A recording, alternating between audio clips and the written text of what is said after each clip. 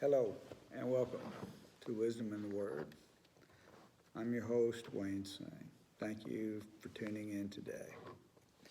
Today, let me introduce you and help you to understand Bible prophecy. Our main text will come from Daniel 2 and from Daniel chapter 7. A large number of people, both Christians and non-Christians, refuse to study or look at Bible prophecy because, they say, it's confusing to understand. It's difficult to interpret the symbolism that's there. People have mixed interpretations, so who's right and who's wrong about this? Okay, there have been people that were called date setters, or date setting on wild speculation has turned people away from the study of prophecy. So, let me start with defining for you what is Bible prophecy. Okay. Why should a Christian study Bible prophecy? I help you to understand and explain the symbolism of what it was the prophets saw. So just what is Bible prophecy? The simplest answer, prophecy is history that is written in advance.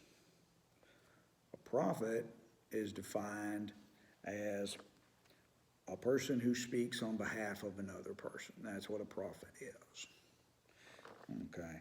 Prophecy then is the message that the prophet, he or she, is conveying to the audience, the person or the people that they're talking to.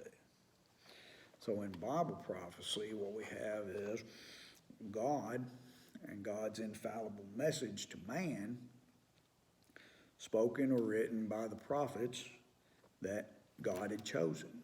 So God chose the prophet, told him what to say, and then they went ahead and they said this. So this is the Bible prophecy. Okay, now there are two parts to a prophet's message when he speaks to his or her prophecy, whatever it is that he is giving to God or giving from God. It says, "Thus saith the Lord." There is that which is future, and there is that which is the present that he's given.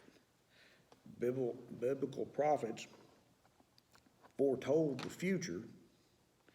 This part of their ministry, of the twofold ministry, was the part that was called the foretelling. They foretold the future. This is where the idea of a fortune teller comes from. They foretold the future before it happened, because the history was spoken and then written in advance of what was to occur.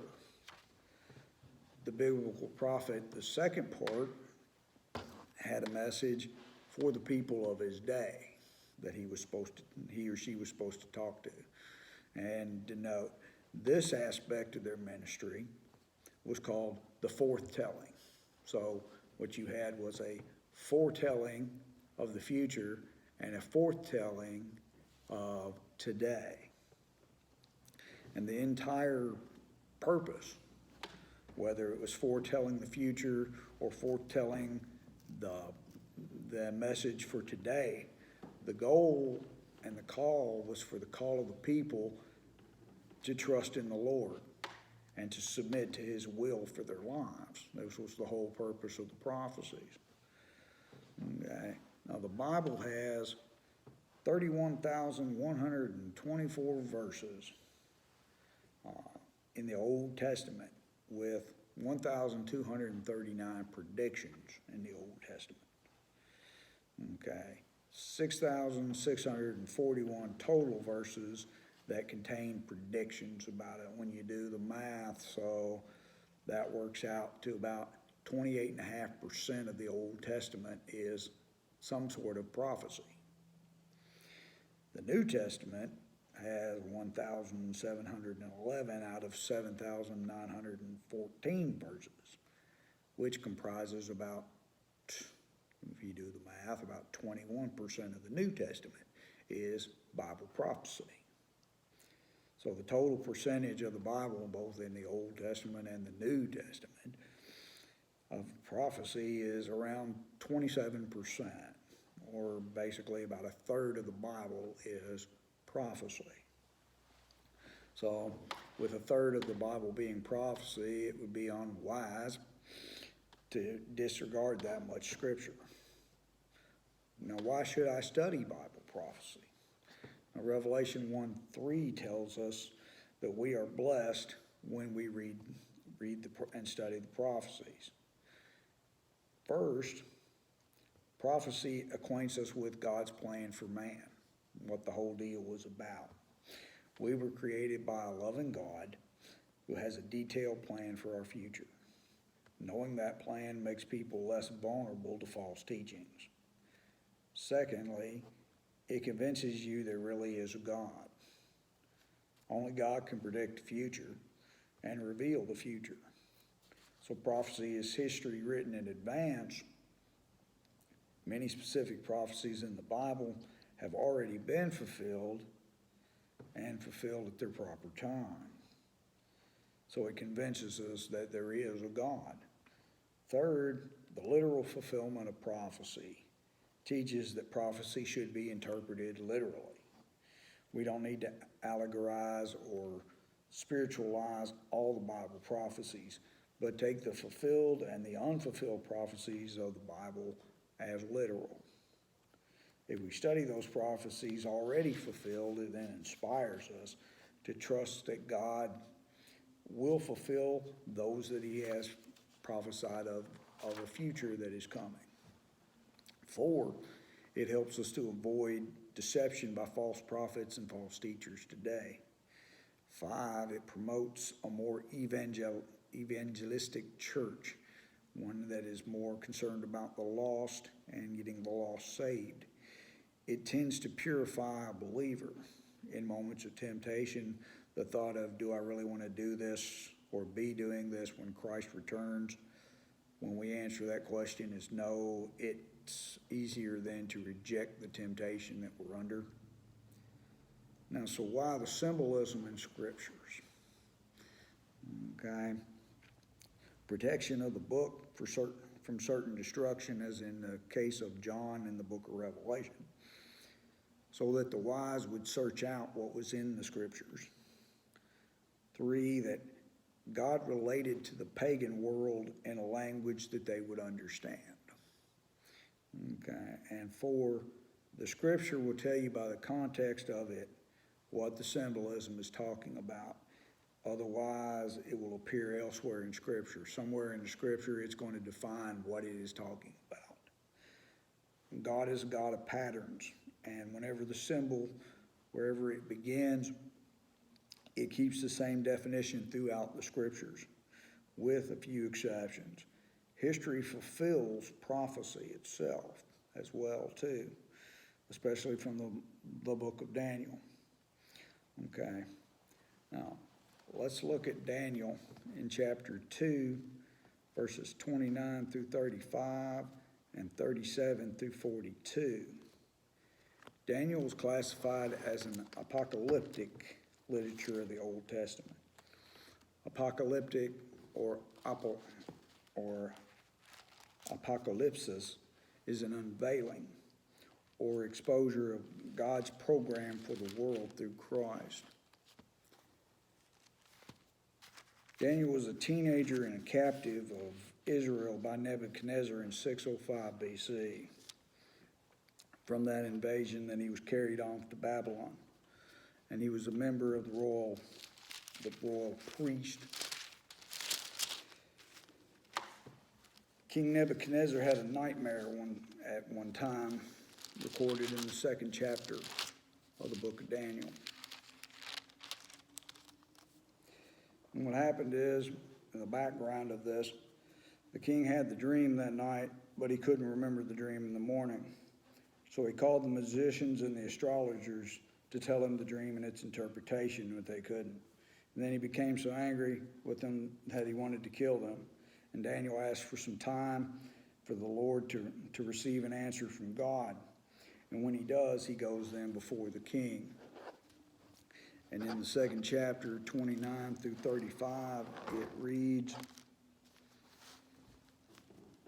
As for thee, O king, thy thoughts came into thy mind upon thy bed, what should come hereafter. And he that revealeth secrets maketh known to thee what shall come to pass. But as for me, this secret is not revealed to me, for any wisdom that I have more than of the living, but for the sakes that shall make known the interpretation of the king, that thou mightest know the thoughts of thy heart. Thou, O king, sawest and behold a great image. This great image, whose brightness was excellent, stood before thee, and the form thereof was terrible. This image's head was of fine gold, his breasts and his arms of silver, his belly of thighs of brass, his legs of iron, and his feet part of iron and part of clay. And thou sawest till a stone was cut out without hands, which smote the image upon his feet, that were of iron and clay, and brake them into pieces. Then was the iron and clay and the brass and the silver and the gold broken into pieces together, and became like chaff in the summer threshing floor, and the wind carried them away. Then no place was found for them, and the stone that smote the image became a great mountain and filled the whole earth. Okay. What Nebuchadnezzar sees, he sees a great big giant statue. Its head is of gold, its arms of chest, its hips of brass, its legs of iron, its feet of and toes of iron and clay. Okay. And what does this all relate to? Well, later on, Daniel, right down below that, then gives the interpretation. In 37 through 42, he says, Thou, O king, art the King of kings. For the God of heaven hath given thee a kingdom, power, and strength, and glory. And whereas the children of men dwell, and the beasts of the field, and the fowls of the heavens, have given thee thine hand, and hath made thee ruler over them, thou art that head of gold. And after thee shall arise another kingdom inferior to thee, and another third kingdom of brass, that shall bear rule over all the earth. And a fourth kingdom shall be as strong as iron, for as much as iron breaketh in pieces, and subdueth all things. And as iron that breaketh all these, shall it break in pieces and bruise. And whereas thou sawest the feet and toes part of potter's clay and part of iron, the kingdom shall be divided, but there shall be in it of the strength of the iron, for as much as thou sawest the iron mixed with miry clay. And as for the toes and the feet that were part iron and part clay, so the kingdom shall be partly strong and partly broken as well. So Daniel defines what the image that Nebuchadnezzar saw was. And the head of gold was that of Babylon. Babylon ruled from 605 BC to about 539 BC under Nebuchadnezzar and Belshazzar. Then the arms of chest and silver, they were conquered by the Persians and the Medes in 538 to 337 BC. There were the hips of brass, which was referred to by the Greeks under Alexander the Great in 336 to 323. He conquered the Persian Empire. Then came the legs of iron. This was the Roman Empire. It had two legs. It ruled from 63 BC until around 476 AD. Okay, there were two legs. There's two capitals of Rome. There was a western part of Rome with Rome, Italy, and then later on there was an eastern capital of Constantinople. The feet and toes that were iron of clay were of a future kingdom that would rule shortly before the return of Christ. Now, how accurate was Daniel in his predictions? Okay, in the 7th chapter of Daniel, in the first 8 verses, it reads, In the first year of Belshazzar, the king of Babylon, Daniel had a dream and a visions upon his head upon his bed, when he wrote the dream and told the sum of the matters. Daniel spake and said, I saw in my vision by night, and behold, the 4 winds of the heavens strove upon the great sea, and the 4 beasts came up out of the sea, diverse one from another. The first was like a lion, and had eagle's wings. I beheld till the wings thereof were plucked up, and were lifted up from the earth, and made to stand upon the feet as a man, and a man's heart was given to it. And behold, another beast, a second like a bear, and it raised itself upon one side, and had 3 ribs in its mouth, and of it between its teeth of it. And they said thus unto it, Arise and devour much flesh. After this I beheld, and lo, another, like a leopard, which had upon its back 4 wings of a fowl. The beast also had 4 heads, and dominion was given to it. After this I saw in the night vision, and behold, a 4th beast, dreadful and terrible and strong exceedingly, and it had great iron teeth, and it devoured and brake in pieces, and stamped the residue and the feet of it, and it was diverse from all the other beasts that were before it, and it had 10 horns.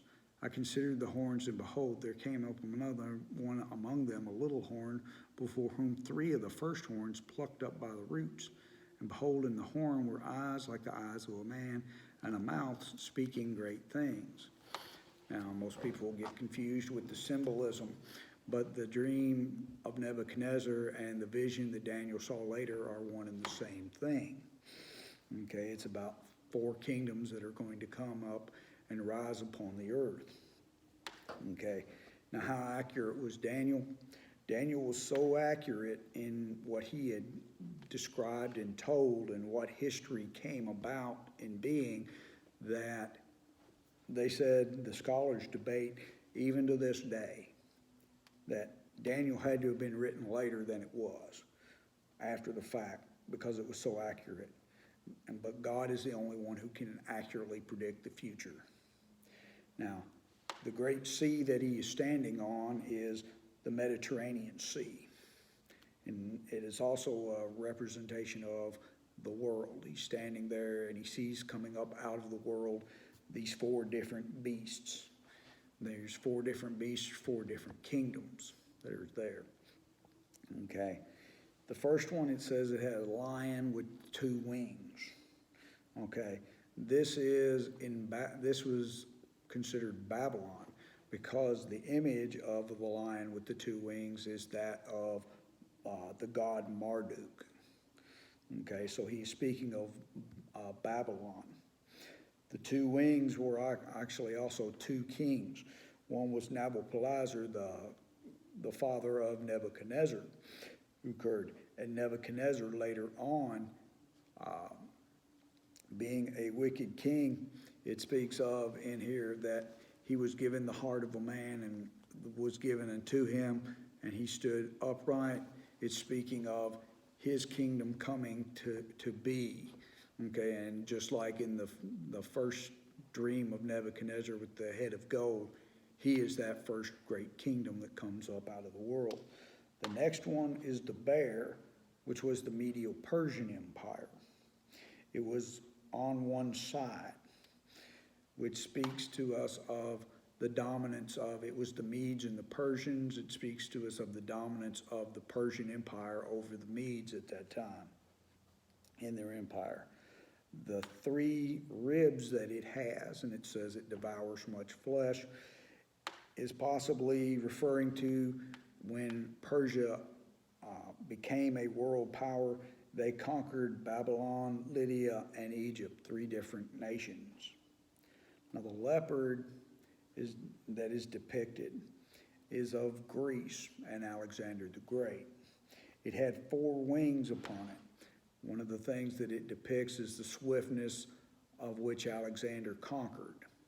But it also depicts, too, the 4 wings depicted the 4 generals that when Alexander, some say, was poisoned, that his 4 generals then took over the kingdom of Alexander at his death. The last beast has the characteristics of Rome, being with iron teeth, but it also is a representative of the 10 future kings that would rule over a revised form of the Roman Empire that would rise up. Now, comparing Scripture with Scripture, we look for clues to discover the symbol's identity. Okay, in this, the 10 toes of the feet of the statue. You have 10 toes or 10 horns on the fourth beast that Daniel sees. There are 10 horns and 10 crowns that John sees in the first beast of Revelation 13. So it shows us a pattern there that exists of 10. 10 what in Scripture? Well, the Scripture tells us later on that the 10 horns, the 10 toes, and all of that are 10 kings. So there are 10 kings then that will rule with the Antichrist for 3.5 years during the tribulation. Now, why is it beasts? Because God sees man's kingdoms and empires as beasts. Man sees them as illustrious things, such as gold and silver and precious metals, whereas God sees them as for what they are. They are beasts. Now, there is what is known as the law of first reference, or law of first mention, that speaks of where the subject or the topic or the word is first mentioned in Scripture. Then it gives us a clue to the symbolism that is there, or the meaning of the Scripture being studied. Let me give you a few examples. From Genesis 37, 9 and 10, in Joseph's dream, he talks of the sun, the moon, and the stars, made obeisance to him, and Jacob interprets this, okay, the sun, the moon, and the stars, where it's first mentioned that will he, the sun, and his mother, the moon, and then the 11 stars, which the word there for it is the constellations, referring to his brothers, would they really come to bow down to him? Okay, this is Joseph and his brothers became the nation of Israel. Well, the event occurs in the Scriptures in the book of Revelation. It talks about the sun-clothed woman in the 12th chapter, 1 and 2. There, the sun-clothed woman has 12 stars over her head, and she gives birth unto the man-child, and the man-child is caught up into heaven. This is referring, of course, to Israel. Okay, in Daniel 9:25 through 27, it talks about the tribulation is 7 years. Okay, this references and refer to the event in Revelation, comes out in Revelation 11:3 and 12:6. It's 1,260 days, 1,260 days. In Revelation 12:7 through 9, it talks about the war in heaven. Well, this is found actually in Daniel 12:1 and 2. There's a fight with Michael and Satan. There is in Revelation 13:1 the beast that comes up out of the sea. Well, I've read to you in Daniel 7 through 9, there is a beast that comes up out of the sea with 10 horns. The Battle of Armageddon in Revelation 16 is spoken of by Zechariah in Zechariah 12, the Battle of Armageddon.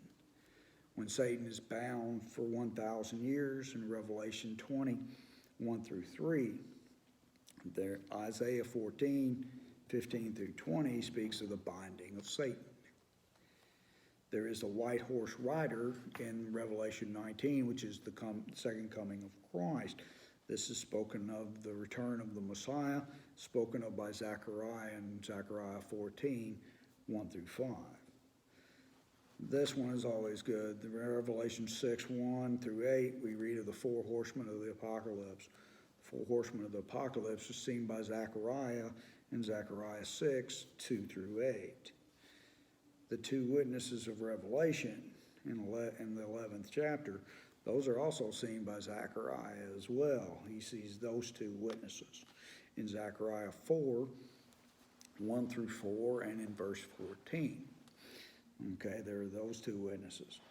In the harlot of Babylon, in Revelation 17, 1 through 6, the woman of wickedness is seen by Zechariah 5. In Zechariah 5, 5 through 11, he sees a basket with a woman called Wickedness in it, and two stork-like women come and put the lid on the basket and put put a lead weight over the top of it, and then send it out to the plain of Shinar, which is Babylon and Iraq. Now, and there are 5 keys to remember, especially when we begin to read the book of Revelation, because that's the one that totally confuses people. John's vision occurs in the heavenly temple from Revelation 1:16 all the way through to 22:21. The heavenly activities are parallel to many of the earthly temple rituals that occur.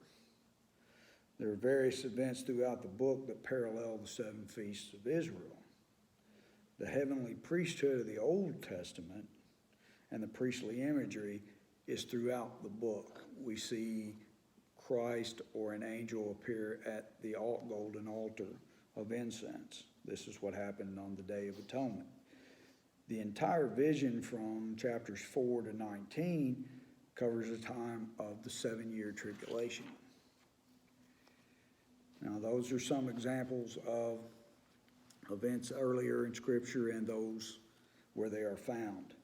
Bible prophecy of the end times especially isn't about trying to figure out who the Antichrist might be or where he comes from or what the mark of the beast is.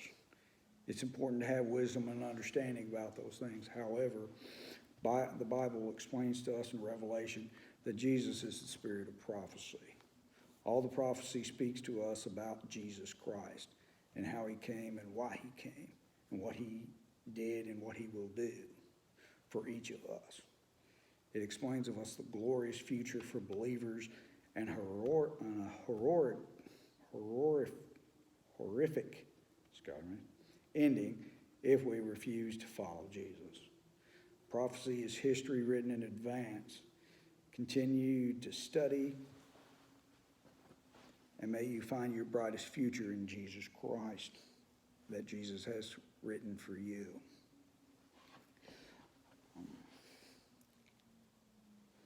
I pray that this has been a very informative study for you. Until we meet again the next time that you tune in, thank you for listening. I appreciate it. Thank you. Goodbye, and God bless.